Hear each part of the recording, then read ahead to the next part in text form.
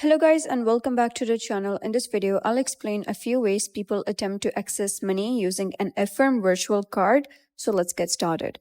First of all, it's important to know that Affirm cards are mainly intended for purchases, not ATM cash withdrawals.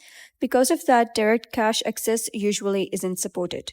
One method some users try is purchasing a product with the virtual card and later returning the item to receive a refund. Another approach involves connecting the card to payment services such as digital wallet or money transfer apps, and attempting to send the balance elsewhere after making a small purchase. To do this, users typically add the virtual card to their mobile wallet, complete a transaction, and then try moving the available funds into another account or app balance.